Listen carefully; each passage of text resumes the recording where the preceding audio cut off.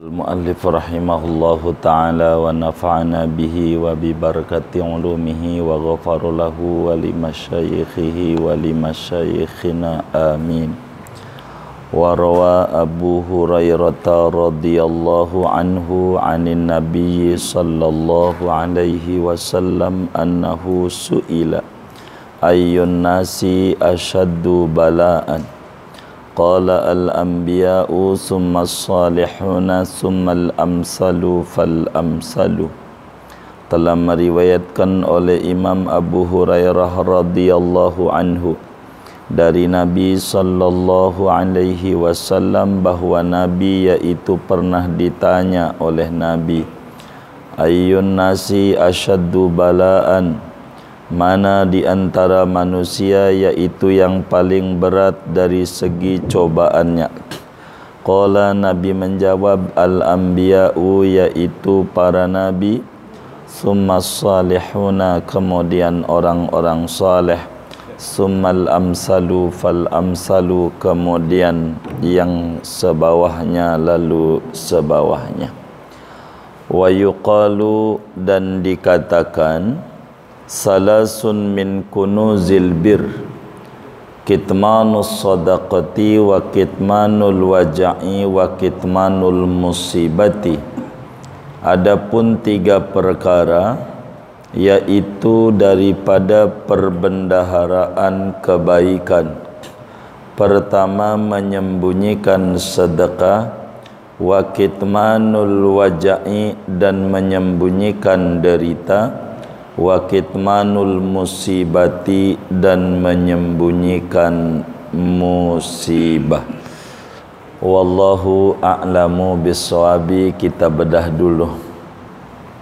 Saudara sekalian yang mulia, malam hari ini kajian kita masih berbicara tentang pentingnya sabar menghadapi cobaan dan kesulitan hidup. Hadisnya malam hari ini dari sahabat Nabi Abu Hurairah radhiyallahu ta'ala an. Sudah banyak kita bedah kehidupan Abu Hurairah, sahabat Nabi yang nama aslinya Abdurrahman bin Sakhar. 5.374 hadis beliau sampaikan kepada umat. Mondok ama Nabi kurang lebih 3 tahun sejak masuk Islam sampai Nabi wafat, namun terbanyak meriwayatkan hadis Rasulullah sallallahu alaihi wasallam. Kata Abu Hurairah, saudara, Rasulullah sallallahu alaihi wasallam pernah ditanya oleh seorang sahabatnya. Apa pertanyaannya? Ayyun nasi asyaddu bala'an. Kata sahabat, ya Rasulullah, orang yang paling berat cobaannya itu siapa? Orang yang paling berat ujian hidupnya itu siapa? Nabi ditanya tentang orang yang mendapat cobaan, paling beratnya cobaan. Lalu Nabi menjawab, saudara, kata Nabi, al-anbiya'u summa salihuna fal amsalu summal amsalu fal amsalu. Kata Nabi, orang yang paling berat cobaannya adalah orang yang berpangkat Nabi. Sebab makin tinggi derajat seseorang di mata Allah, jangan dikira enggak ada cobaannya. Berat cobaannya. Orang yang paling tinggi pangkat manusia adalah bila dia berpangkat nabi. Sebab nabi tidak bisa diwirid supaya kita diangkat jadi nabi, tidak bisa. Murni hak prerogatif Allah, yakhtassu bi rahmatihi may yasha. Allah mengkhususkan dengan rahmatnya untuk dijadikan nabi siapa yang ia kehendakinya. Maka yang namanya nabi tidak ada yang cobaannya ringan, tidak ada. Sebab dia dekat dengan Allah. Makin tinggi pohon, makin kudu siap kena badai. Begitu rumusnya. Jangan dikata nabi itu enak, tidak ada. Bagaimana perjalanan Nabi Nuh, bisa dilihat dan dibaca sejarah-sejarah Nabi Nuh. Bagaimana cobaan yang menimpa Nabi Ibrahim sampailah dibakar oleh Raja Namrud. Bagaimana cobaan yang menimpa Nabi Zakaria sampai digergaji. Begitulah orang-orang yang tinggi di mata Allah. Berat cobaannya.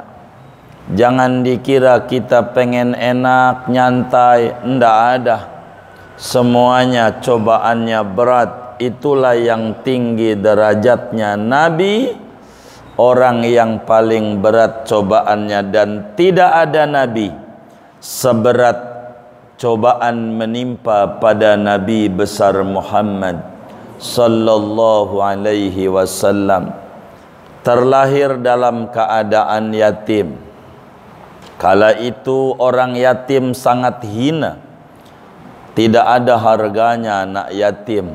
Bila sekarang yatim banyak yang nyantunin, itu karena mendapatkan pendidikan dari Nabi Muhammad sallallahu alaihi wasallam. Umur 6 tahun emaknya mati, artinya 6 tahun yatim piatu.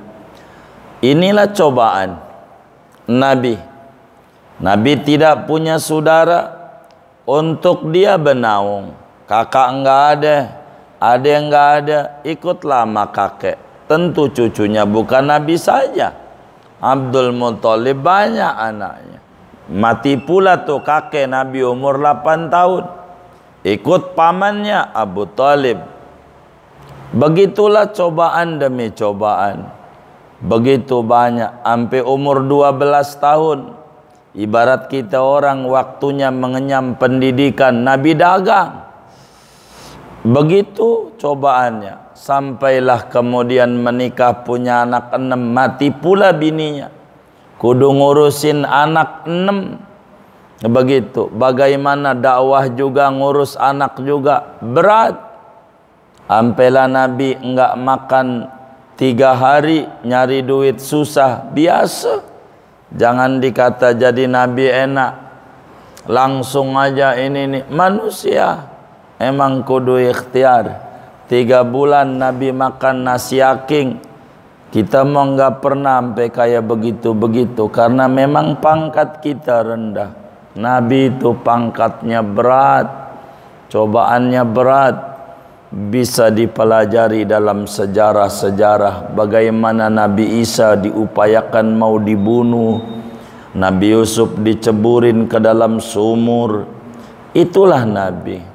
Semuanya cobaannya tidak ada yang ringan. Dan cobaan yang terberat menimpa Nabi besar Muhammad sallallahu alaihi wasallam. Maka Nabi menjadi Sayyidul Anbiya wal Mursalin, rajanya Nabi dan Rasul. Sebab terberatnya cobaan menimpa pada diri Nabi Muhammad sallallahu alaihi wasallam, paling berat. Kemudian kata Nabi, summas solihun. Kemudian dibawa Nabi wali-wali Allah. Itu yang namanya wali. Cobaannya tidak ada yang ringan. Semua wali-wali berat. Cobaan-cobaannya menimpa pada dirinya. Jangan dikata tu wali enak. Tidak ada. Semuanya berat. cuman mereka ridha dengan segala ketentuan Allah sebagai hamba-Nya. Mereka bisa mengelola hati di bawah wali orang-orang saleh. Begitu kata Nabi, sebawahnya, sebawahnya, sebawahnya, sebawahnya, dan sebawahnya. Singkatnya, kalau kita cobaan hidupnya dikit, itu menunjukkan derajat kita seperti itu di mata Allah. Kalau kita mendapat cobaan berat, itu berarti kita mau ditinggikan derajatnya oleh Allah Subhanahu wa ta'ala. Maka Muslim dalam hadis ini diajarkan oleh Nabi tidak boleh alergi dengan cobaan hidup. Muslim itu tidak boleh putus asa dengan cobaan yang menimpa pada dirinya, sebab cobaan itu akan meninggikan derajat dia di mata Allah Subhanahu wa ta'ala. Yang namanya emas kudu diuji, dibakar. Dibakar itu enggak enak, tapi begitulah ciri apa dia emas, apa dia timah. Melelehlah dia timah namanya. Emas tidak meleleh kalau dibakar. Maka ujian-ujian itu untuk melihat kualitas keimanan hamba di mata Allah Subhanahu wa ta'ala. Nabi Zakaria alaihi salam waktu lari dikejar oleh kaumnya, ngumpet di sebalik pohon. Akhirnya pohon nolongin Nabi Zakaria. Kemudian itu pohon ngebelah. Nabi Zakaria masuk pada pohon tersebut. Hendak ketemu, dicari Yahudi mau dibunuh. Pada akhirnya setan juga yang bilang di dalam pohon ini ada Zakaria. Maka kemudian dipotong tuh pohon yang kita suka ngelihat pohon kadang getahnya kuning. Ini getah Zakaria kayaknya. Begitu. Padahal kasusnya bukan di kebun nanas. Begitu. Ada aja orang tuh. Tuh pohon. Nabi Zakaria mau menjerit. Allah bilang, Anda menjerit, ku cabut kenabian Anda. Maka Nabi Zakaria diam, dipotong pohon, termasuk badannya hancur. Begitulah yang namanya pangkat Nabi. Begitu pula pangkat wali-waliullah. Bagaimana Imamul Haddad yang rotibnya dibaca oleh kaum muslimin dari kecil, ngalamin penyakit, ampe matanya, korneanya kena, buta dari kecil. Lahir normal, sehat, seger. Begitu. Namun di usia 13 tahunan, masih bocah, kena penyakit matanya. Tapi ampelah matanya buta. Buta melek, tidak bisa melihat sama sekali. Itu yang ngarang Ratib Haddad, yang ngarang Nasoihud Diniyah, yang ngarang Risalatul Muawana dan seterusnya. Itu orang buta. Tidak menjadi mundur kebutaan itu. Sampailah orang-orang saleh itu semuanya diuji dengan ujian berat. Imam Ahmad berapa kali masuk penjara. Begitu dicambukin sampai wafat, bekas cambukan raja ada, biasa. Jadi yang namanya diuji bukan untuk menjadi mundur, tapi untuk ditinggikan derajatnya oleh Allah Subhanahu wa ta'ala. Lulus atau tidak tergantung kita. Singkatnya, hadis ini saudara memberikan paparan kepada kita sebagai umatnya Rasulullah sallallahu alaihi wasallam, jangan alergi ama ujian. Bagaimana Sayyidina Hamzah bin Abdul Muttalib. Kita orang nih tidak seperti perjuangan demi Islam kayak Sayyidina Hamzah. Tidak ada. Kalau dibandingin sama para sahabat Nabi, apa yang telah kita berikan untuk Islam? Apa yang kita korbankan buat Islam, tidak ada sekuku hitamnya. Bagaimana pamannya Nabi yang disayang betul oleh Nabi karena satu susuan kepada Halimatus Sa'diyah, paman sekaligus saudara susu.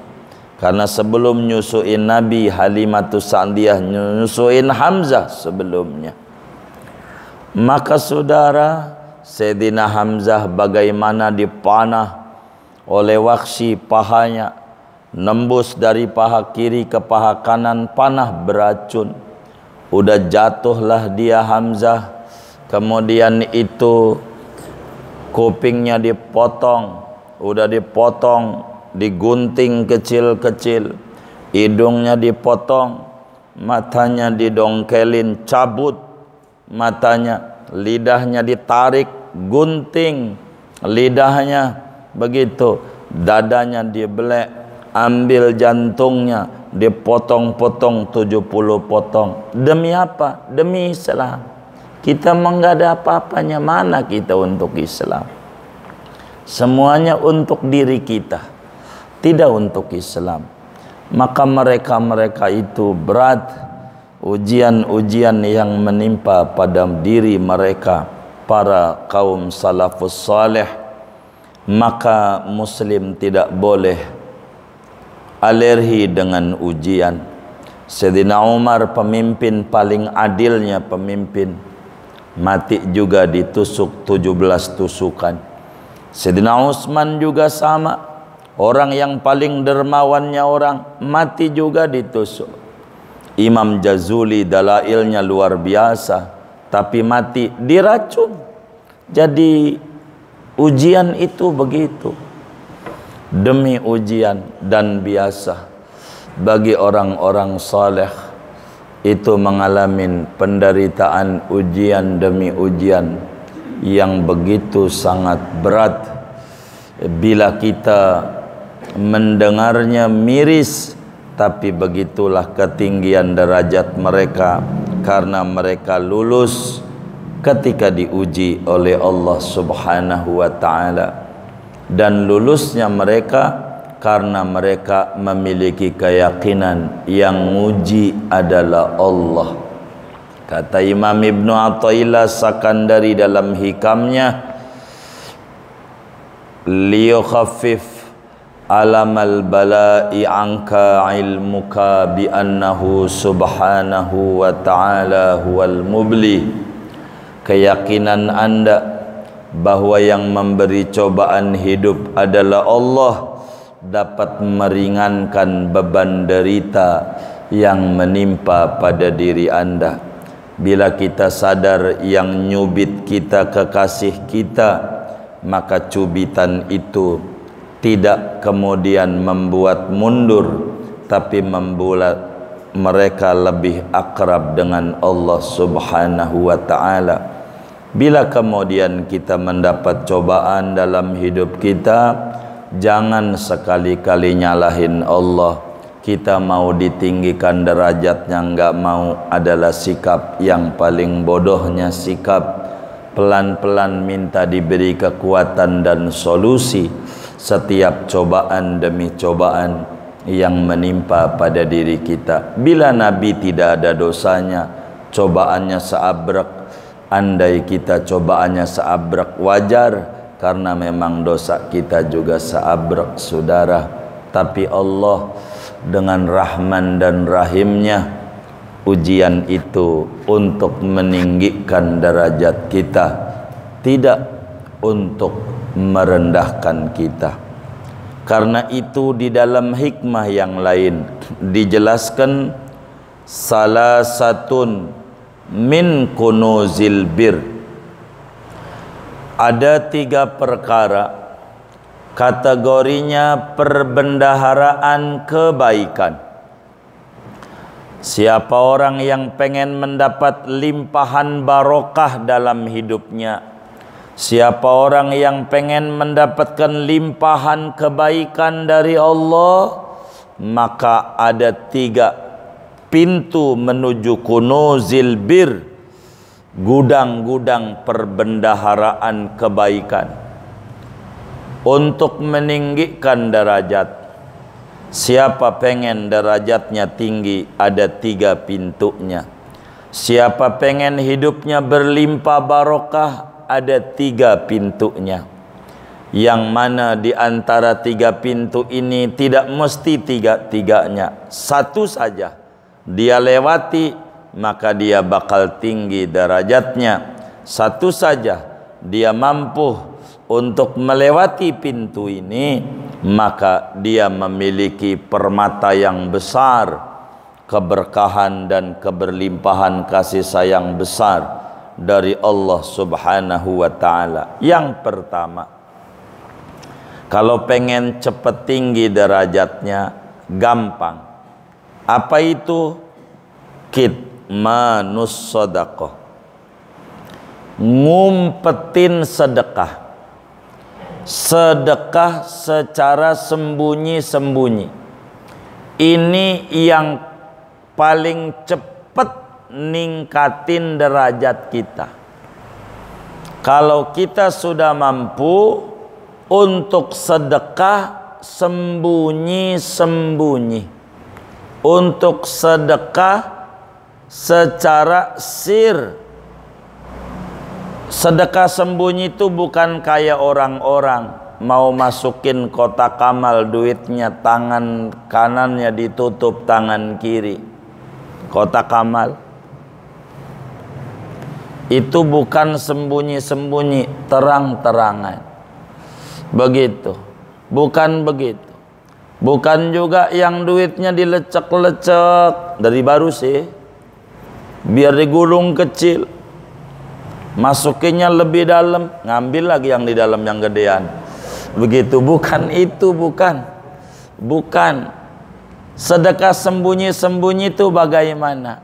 Kata Imam Abdul Wahhab Asy'arani, ulama besar Mesir, wali min awliyaillah, murid Sayyidi Syekh Ali Al-Khawas radhiyallahu ta'ala an.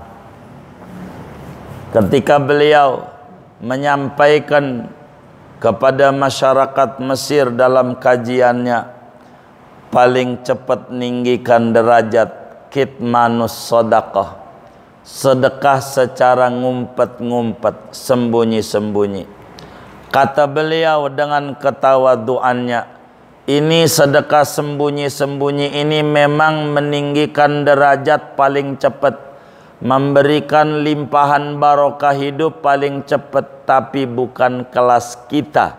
Kata beliau, bukan kelas kita. Kita orang tidak bisa ini.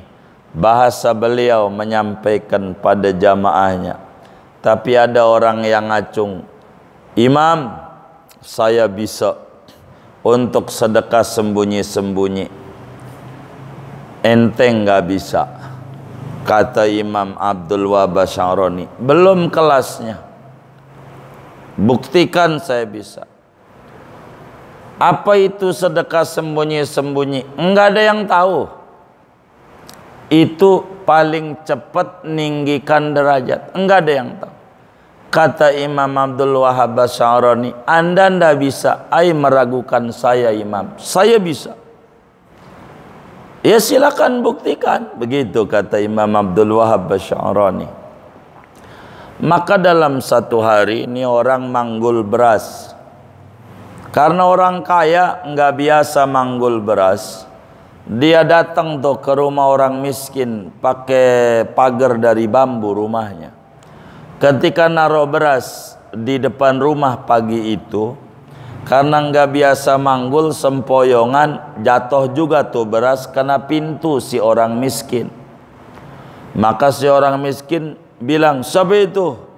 Maling jangan-jangan. Dia lari. Habis naruh beras, si miskin keluar dari pintunya, dia udah keluar dari pagar. Kata dia, alhamdulillah, dia nggak tahu siapa yang ngasih beras. Siapa yang ngasih beras? Maka kemudian dalam satu kesempatan, Imam Abdul Wahhab Asy'arani mengajar, Sebelum mengajar dia mengacung tangannya. Imam, sebelum ngaji saya mau menyampaikan. Apaan? Saya bisa sedekah sembunyi-sembunyi. Bagaimana ceritanya? Jadi saya kan manggul beras. Saya bawa pagi itu ke rumah orang miskin. Lalu kemudian saya buka pagar. Saya kan enggak biasa manggul beras karungan. Saya sempoyongan jatuh kena pintunya. Sampai saya dituduh maling. Saya lari kencang. Dia buka pintunya. Saya udah keluar dari pagar. Enggak tahu tuh si miskin tuh kalau saya sedekah. Kan saya bisa. Kata Imam Abdul Wahab, kan gua tahu. Ente cerita. Itu namanya enggak sembunyi-sembunyi. Kan udah dibilang belum kelasnya. Jadi sedekah sembunyi-sembunyi itu saudara masukin duit di kotak amal 2 juta, 3 juta, enggak pernah cerita sama bini sama siapapun, baru cerita udah dikubur. Malaikat yang bilang ente sedekah sembunyi-sembunyi, itu baru. Nulis hamba Allah itu bukan sembunyi-sembunyi. Pengurus masjid juga tahu siapa hamba Allah. Itu bukan sembunyi-sembunyi. Kecil ganjarannya. Mendingan nulis nama aslinya aja. Gitu, daripada hamba Allah. Tulis saja Ahmad, Udin, Mamat, Jaed, Bakar. Nggak usah hamba Allah. Ngedikitin ganjaran. Uang pengurus masjid tahu tuh hamba Allah. Apalagi waktu ditegur sama temennya. Lo enggak nyumbang di masjid. Itu yang 1.775.000 hamba Allah tuh siapa? Lah kan jadi tahu orang lain. Yang tadinya pengurus masjid juga tahu. Jadi sedekah yang disebut kitmanus sodako, kita sedekah pure. Bini kita nggak tahu, dan kita kayak nggak pernah inget-inget. Itu namanya sedekah sembunyi-sembunyi. Kan ada orang maulid nyumbang aqua, jangan sebut siapa yang nyumbang, tahu juga itu yang nerima itu, walaupun nggak disebut. Namanya masih belum sembunyi-sembunyi, kurang ningkatin derajat. Kalau pengen tinggi derajat, sedekah, ngasih apa kek, makanan kek, taruh di pintu orang miskin, nggak ada yang dongeng. Itulah Imam Ali Zainal Abidin, cicitnya Rasulullah Sallallahu Alaihi Wasallam, anak daripada Imam Hussein. Sebagai Amirul Madinah, gubernur di Madinah, itu orang miskin bingung, siapa ini yang ngasih bantuan ini? Bingung. Orang miskin Madinah belum banyak rame kayak sekarang. Orang miskin bingung, dicari nggak pernah ketemu. Diintip, dia ganti. Lewat kampung sebelahnya dia ngasih. Diintip kampung sebelahnya dia ngasih.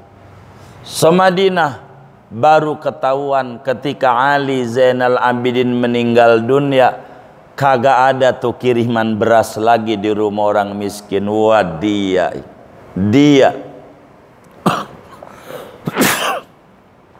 kata orang miskin Madinah, dia ini nggak mungkin, sebab pas dia mati nggak ada lagi tuh beras-beras tiap bulan diantarin di rumah-rumah kami. Dia ini, dia. Itu namanya disebut kitmanus sodako. Udah mati, orang meyakini dari dia. Karena sedekahnya ngumpet-ngumpet, enggak mau tahu. Enggak mau tahu. Kalau kita mau sedekah di amplop 10.000, almarhumnya 100, satu orang kebagian berapa itu? Begitu banyak banget. 10.000, 100 perak satu orang. Pentol korek masih terangan, ini kecil. Jadi kitmanus sodakoh itu amalan paling berat. Saudara ngasih 1.000, enggak dongeng-dongeng. Dengan ngasih 1 juta dongeng-dongeng sama bini ke, maka ganjarannya gedean 1000 yang saudara tidak pernah dongeng sama siapa aja. Apalagi kalau saudara 1 juta diam-diam. Kan ada kotak amal tuh di masjid di pintu gerbang, masukin aja Jumat tuh 2 juta, diam. Itu mah pas 2 juta baru tulis nama. Waktu 10.000 hamba Allah. Ada nggak yang model begitu? Nggak ada, alhamdulillah. Jadi 1 pintu untuk meninggikan derajat, kunuzil bir, gudang perbendaharaan keberlimpahan kebaikan. Caranya ngumpetin sedekah. Enggak boleh ada yang tahu. Isi aja tuh token masjid. Lihat intip kode serinya, isi aja. Enggak pakai bilang. Tahu-tahu orang bingung, kok enggak diisi, kok penuh siapa? Enggak ketahuan. Itu begitu. Namanya kitmanus sodakoh, ngumpetin sedekah. Kalau bisa, maka itu pintu keberlimpahan kebaikan yang luar biasa. Enggak pakai bilang-bilang. Kalau berbagi, bini enggak tahu, anak enggak tahu. Inilah yang dalam bahasa hadis, tangan kiri enggak tahu kalau tangan kanan ngasih. Apalagi di luar badannya. Begitu. Kata Nabi dalam hadisnya yang lain, shadaqatus sir tafdulu ala shadaqatil alaniyah bisab'ina dha'fan. Sedekah yang enggak ada yang tahu mengungguli sedekah yang ketahuan berlipat ganda 70 kali lipat terkecilnya. Dan itu paling meninggikan derajat. Kedua, kitmanul wajah, menyembunyikan derita. Orangnya mau sakit tapi enggak dirasa, enggak mengeluh. Kakinya mau udah banyak penyakit, cuman enggak didongeng-dongengin. Enggak kayak kita, timbang masuk angin aja bikin status WA masuk angin, innalillahi wa inna ilaihi rajiun. Untung buang angin enggak dibikin status, masuk doang. Ini ndak benar. Sakit ndak perlu didongengin, diam aja. Jangan orang lain tahu kalau sakit, diam aja. Orang-orang dulu kamarnya dikasih tulisan kayak guru majid, gurunya Muallim Syafi'i Adzami, makamnya di Basmol di Masjid Al-Hidayah. Ke kamarnya dikasih nama Pekojan. Kamarnya ibarat tinggal di kebun nanas, kasih nama kamar Pekojan. Kalau ditanya bininya, Pak Kiai mana? Dibilang lagi ke Pekojan. Dipikir di Tambora tuh Jakarta Barat. Padahal lagi sakit dalam kamar. Enggak boleh tahu. Enggak boleh tahu. Kalau kita sakit timbang diimpus, buat status WA, di-share di Facebook. Yang kayak begini kagak bakalan tinggi derajatnya. Ama yang benci sama dia, alhamdulillah mampus sekalian. Begitu. Ama yang benci dikata begitu, beneran. Kalau orang benci, kalau orang yang sayang, ya Allah moga cepat sembuh ya bang, begitu. Yang benci kagak. Maka kita kitmanul wajah, menyembunyikan derita. Kaki kita udah uratnya pada asem, diem aja dah, nggak usah begitu. Enggak usah didongeng-dongengin. Enggak usah orang tahu. Itu yang namanya Muallim Syafi'i Adzami lagi di Pertamina di Presiden Suite kamarnya. Kadang ngajar dicabut, dia punya infusan supaya enggak ada yang tahu, keluarga doang kalau beliau sakit. Ngajar aja. Pondok Pinang ngajar, ke Alalawiyah ngajar, sore ngajar di Al Mubarak, pulang mau kemana? Mau ke Kemayoran, padahal mau ke Pertamina, balik lagi rumah sakit. Kitmanus wajah, keluarga tahu itu. Ketika ditanya ngapain Jit, jangan sampai orang-orang jadi susah dengan saya sakit. Kitmanul wajah, meninggikan derajat. Kita sakit, diam aja, nggak usah, biasa aja begitu. Sorry, HP gua saya matiin, gua lagi sakit, ya kayak begitu. Itu sih namanya bukan nyembunyiin, namanya dongeng-dongeng.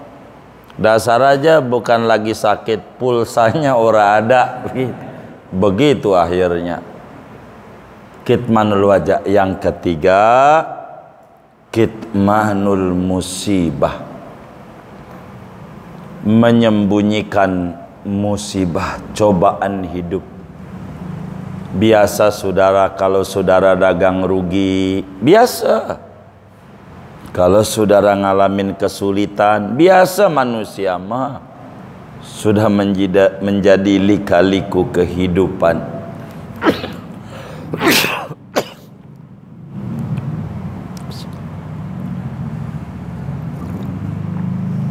Ada musibah, ndak ada yang namanya nggak ada musibah. Biasa, disembunyikan aja musibah, ndak perlu didongeng-dongengkan.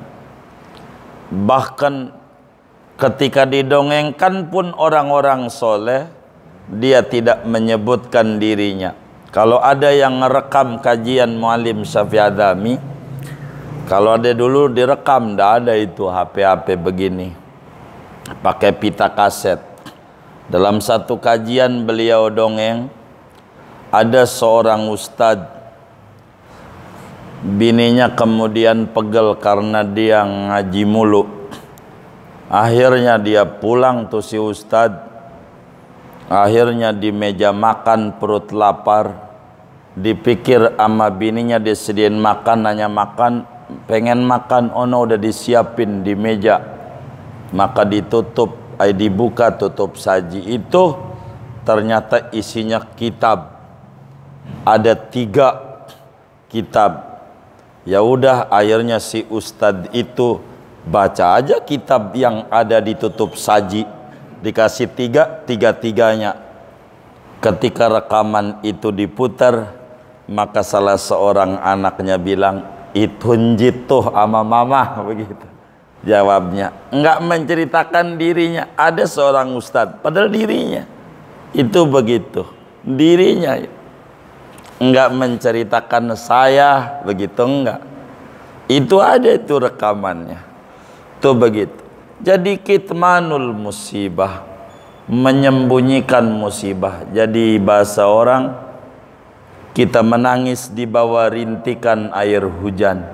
Jadi disangka orang itu tetesan air hujan, padahal tetesan air mata. Disembunyikan musibah. Jangan banyak didongengin musibah itu. Ditutup rapet-rapet. Kalau mendapatkan kita musibah, begitu ditutup, tidak perlu didongeng-dongengkan. Sebab itu bakal meninggikan derajat kita. Ada 3 yang paling cepat ninggiin derajat: sedekah sembunyi-sembunyi, sakit sembunyi-sembunyi, dan musibah sembunyi-sembunyi. Diem aja, nggak usah didongeng-dongengin. apalagi ditulis di Facebook, ditulis di media sosial. Ya Allah, bini saya cerewet amat kayak kaleng rombeng ya. Jangan, diem aja. Diem aja. Nggak usah didongeng-dongengin sama siapa aja. Biasa aja. Jangan didongengin. Itu meninggikan derajat. Kalau pengen tinggi derajatnya, salah satun min kunuzil birri kitmanus sodaqah wa kitmanul waja'i wa kitmanul musibati. Biasa saudara, orang hidup ngalamin cobaan. Ngalamin cobaan. Itu biasa. Cobaan demi cobaan. Nabi, cobaan-cobaan yang ada kan yang cerita bukan Nabi, sahabat-sahabat yang ngalamin. Nabi tidak bercerita. Makalah kita orang umpetin. Kalau musibah dagang kita rugi, diam aja. Jangan didongengin. Karena waktu untung juga nggak dongeng. Kalau lagi untung dongeng apa diam? Ya diam. Ya rugi juga diam. Biasa aja. Biasa aja. Nangis saja sama Allah, minta jalan keluar. Ini dicubit oleh Allah biar kita bangun. Jangan kita tidur mulu. Melek mata kita malamnya. Allah beda dengan kita. Kalau kita punya rumah jam 3 diketok-ketok, kita bakalan marah. Tapi kalau Allah jam 3 malam kita ketuk pintu arasnya, dengan kita menengadahkan tangan berdoa jam 3 malam, Allah girang. Bahkan Allah tanya, hal min sa'ilin fa'u'tiyah, hal min mustaghfirin fa'aghfiralah. Adakah yang meminta ku beri? Adakah yang minta diampuni dosa ku ampuni? Kalau udah jam 3 malam, begitulah sikap hamba-hamba Allah yang soleh. Kesulitan tidak mau diceritakan. Kebahagiaan silahkan diceritakan. Tapi kesulitan jangan banyak diceritakan. Supaya apa? Supaya tinggi derajatnya. Lihat anak-anak SMA, dia coret-coret bajunya pakai pilok, itu dia tandanya udah lulus dari ujian. Begitu udah lulus, tapi waktu ujian tidak berisik. Memang juga lagi ujian mau dilarang berisik. Diam sampailah Allah beri kelulusan, baru kemudian didongengkan. Kalau lagi ujian diam aja, diuji sama Allah. Ini hal yang paling penting di dalam hidup kita, saudara. Ini pelajaran berat, tapi berat bukan berarti tidak bisa. Pelan-pelan kita harus belajar. Bila salafus soleh manusia, kita juga manusia. Dia diberi kemampuan oleh Allah untuk kitmanus sedekah, diberikan kemampuan oleh Allah kitmanul wajah, diberikan kemampuan oleh Allah kitmanul musibah. Maka kita juga minta sama Allah biar kita diberikan kekuatan oleh Allah untuk bisa mengamalkan ajaran Nabi Muhammad sallallahu alaihi wasallam setahap demi setahap, setapak demi setapak, sampai Allah tinggikan derajat kita yang pada akhirnya Allah wafatkan kita dalam keadaan husnul khatimah. Amin ya rabbal alamin. Segini aja, minta redho, minta izin. Mau jalan ngaji, ada tamu ditinggal, enggak enak. Teman majelis kita jamaah juga begitu, mau diusir tamu, ya kita nunggu pulang. Ya pulang ya akhirnya jalan minta redonya dengan telat malam hari ini. Ada yang ditanya mungkin dari kajian ini atau di luarnya, sebelum doa dipersilahkan. Wallahu a'lam. Baik.